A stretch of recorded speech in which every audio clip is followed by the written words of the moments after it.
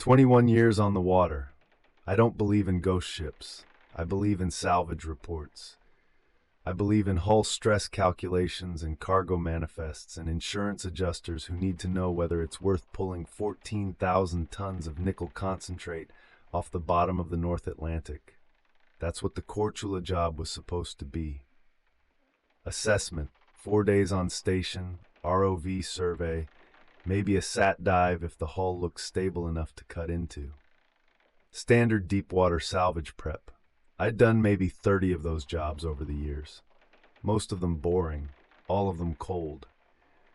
This one was February, Grand Banks, 220 miles east of St. John's, Newfoundland.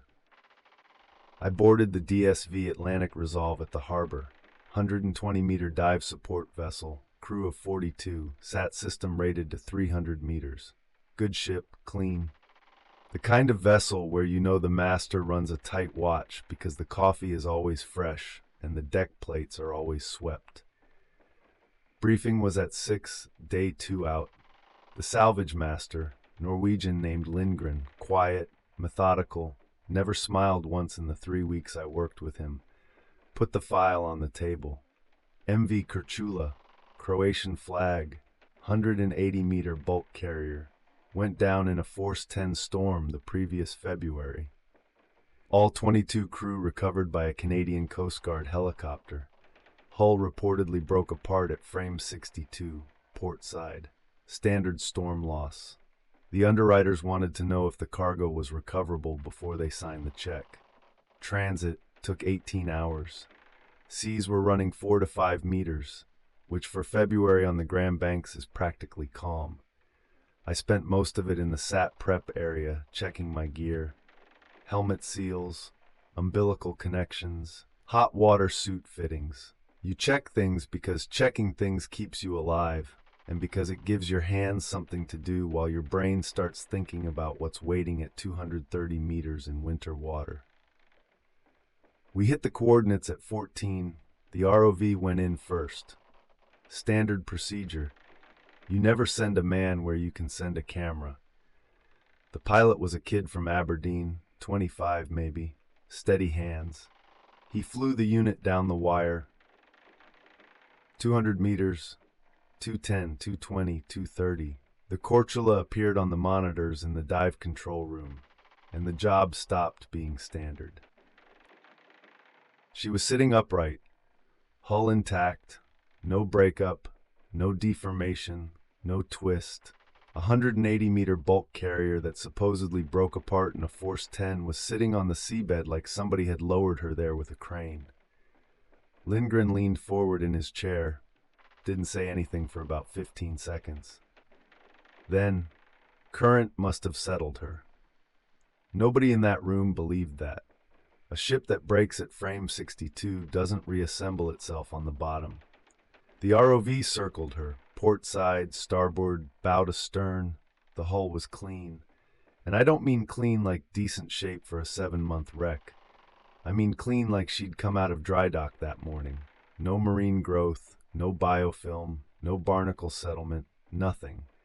7 months on the bottom of the North Atlantic, and the paint still looked like it had factory gloss. The electronics tech, Mallory, solid man, 20 years in the business, he flagged it first. The EPIRB, the emergency position indicating beacon, was still transmitting. Battery life on those units is 48 hours. This one had been pulsing for 7 months. Mallory ran the frequency through the registry. The beacon wasn't transmitting on the Korchula's assigned frequency. It was transmitting on a frequency registered to the MV Nordic Frost, a cargo vessel that sank at coordinates within 300 meters of where we were sitting. In 1987, the Nordic Frost was never found. Lindgren closed the briefing folder. Beacon malfunction. Happens with saltwater damage. Mallory looked at me. I looked at the monitor. The Korchula sat there on the seabed, pristine and impossible, her beacon calling out in a dead ship's voice. I should have gone topside and requested a transfer back to St. John's on the next crew boat. That's what a smart man does. I went into saturation diving. For those of you who haven't had the pleasure, you live in a steel tube the size of a walk-in closet, breathing helium and oxygen at 18 atmospheres for however long the job takes. Your voice sounds like a cartoon.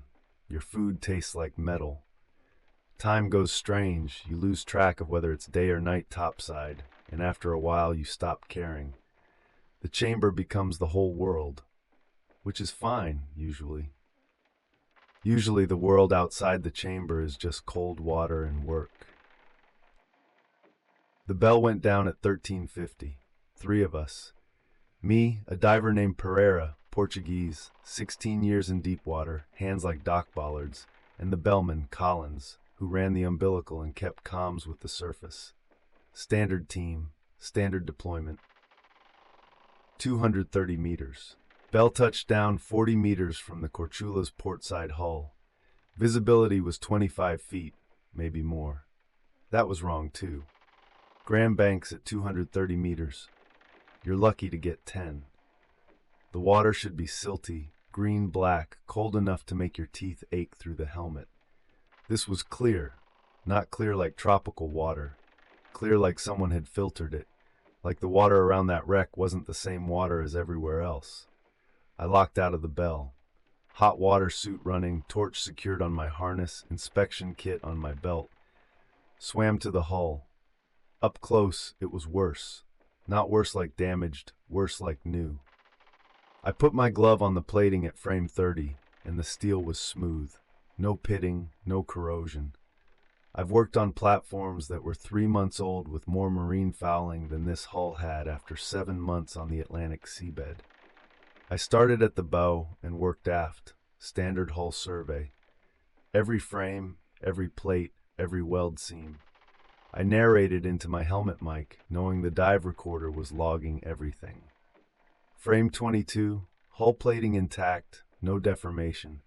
Frame 26, no visible damage. Frame 30, weld seams factory standard.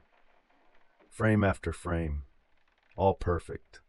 A ship that went down in a Force 10, sitting on the bottom like she'd been built there yesterday. I reached the cargo hold 2 access point at frame 38. Lindgren wanted a 20-centimeter inspection port, just enough to get a camera inside and confirm the nickel concentrate was still there. Recoverable cargo. That's what the underwriters cared about. I set up the torch, cut the circle, the plating fell inward, and air came out. Not water, air. At 230 meters depth, where the ambient pressure is 24 atmospheres, warm air rushed out of that hole like I'd punctured a pressurized tank. I felt it through my gloves. Dry. It had no business being there. I got the inspection camera through the hole and fed the image to the surface monitors. Hold 2 was empty, not flooded, not silted up, empty and dry. 1 atmosphere of internal pressure inside a cargo hold sitting at 230 meters below the surface of the North Atlantic. 14,000 tons of nickel concentrate, gone. The hold was bare steel, clean, like it had never carried anything in its life. Collins from the bell. Surface wants you to check the other holds. Sure. Fine. I checked hold 1, hold 3, hold 4, same. Every one of them. Empty, dry, pressurized to 1 atmosphere. 4 cargo holds that should have contained 14,000 tons of ore and 24 atmospheres of seawater, and they were sitting there like sealed rooms in a house. I was resting my hand on the hull near frame 47, portside, trying to figure out how to phrase any of this for Lindgren's report, when my welding torch ignited. The torch was off, safety locked, gas supply closed at the manifold valve. It ignited anyway. The arc struck the hull plating 3 inches from my fingers. I grabbed for the shutoff. Nothing. The arc was moving, not random, deliberate. Short, short, short, long, long, long, short, short, short, SOS. Then letters. Slow, precise, my full name. Then my Maritime and Coast Guard Agency service number, 7 digits, burned into the hull plating of a ship I had never set foot on before that afternoon. The torch went dead, just stopped, like someone turned off a switch I couldn't see. I keyed the mic. Bell, this is Diver 1, equipment malfunction, requesting immediate recovery. Collins didn't ask what happened, just copy. I think he'd been watching my camera feed. Smart man, Collins.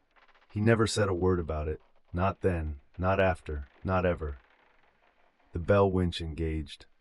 I was 10 meters from the hatch when I turned back for one last look at the hull section I'd been working on. My headlamp caught the steel. The Morse code was there. My name, my service number, clear as a brand in fresh plate. And below it, letters still glowing orange from the weld heat. 3 words I did not see the torch right. We were here. The Bell was ascending. I watched the depth gauge, 220, 210, 200.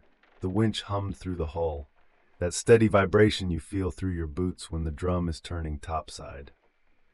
Collins was on comms with the surface, reading off the checklist. Everything routine.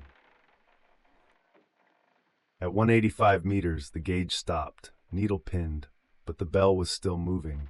I could feel the winch. We were going up. The gauge said we weren't. Then it started going the wrong direction. 186, 190, 200, 215. Collins, my gauge reads descent. He checked his. Mine shows 170 and climbing. Surface confirms recovery on track. I looked through the lower viewport. Below us, 20 meters below, descending into the dark. There was a diving bell, same yellow paint, same stenciling. DSV Atlantic Resolve, Bell 1. Our bell was Bell 1. Collins, there's a bell below us. He came to the viewport, looked down, looked at me. Bell 2 is on deck. Locked out, I watched them dog the hatch before we deployed. The second bell kept descending, close enough to read the numbers, close enough to see the viewport. There was a figure inside, my helmet, my suit. The strip of yellow tape on the left forearm where I'd patched a hot water line leaked 2 days before entering SAT. The figure turned toward his viewport. I have looked at my own face every morning for 53 years. The man in that bell was me, not someone who looked like me. Me. Down to the scar on my left eyebrow from the riser collapse in '04. He wasn't surprised. He looked at me the way you look at something you expected to see. I radioed topside. Dive control. Second bell in the water directly below us, descending. Long pause. Bell 2 is on deck. Confirmed visual. You are the only deployment. The second bell reached the Corchula. The figure locked out, started working the hull. Frame 22, frame 26, frame 30. The exact sequence I'd just completed played back 230 meters below me. Bell broke surface at 16:22. Standard decompression. 4 days in SAT. 4 days in that tube with Collins and Pereira, none of us saying a word. Collins played solitaire. Pereira slept. I sat in front of the viewport and waited for something to look back. When I got out, I pulled the dive log, 2 entries. Dive 7, Bell 1, lockout at 230 meters, 14 to 22 to 1608. Diver Morrissey J. Service number 4471903, my dive. Dive 6, Bell 1, lockout at 230 meters, 1408 to 1554. Diver Morrissey J. Service number 4471903. I was sealed inside the saturation chamber at 1408. I did not lock out, I did not descend, I did not dive, but the system logged it. Timestamp verified by the ship's master clock. Umbilical pressure readings consistent with a working diver at depth. Dive 6 was real, logged by the sensors, confirmed by the instruments. A dive made by a man with my name and my number. A dive I never made. Lindgren filed it as navigation and logging system malfunction, non-critical. The insurer closed the file 3 months later. The Corchula was never recovered. The EPIRB kept transmitting for another 14 months, still on the Nordic Frost's frequency. When they sent an ROV in 2012 to reconfirm the wreck position, the Corchula had moved 400 meters northeast. No drag marks on the seabed. The silt around her was undisturbed, settled, compacted, like she'd been in that position for years. I looked up the new coordinates 4629.4 and 48-2.7W. That was the last reported position of the MV Nordic Frost in 1987. The ship they never found. Turns out they found each other. I retired 6 weeks later. The hull groans I hear at night. I used to think it was the pipes settling in the cold. Now I'm not so sure it's the house. 4629 Nin 48-3 bow.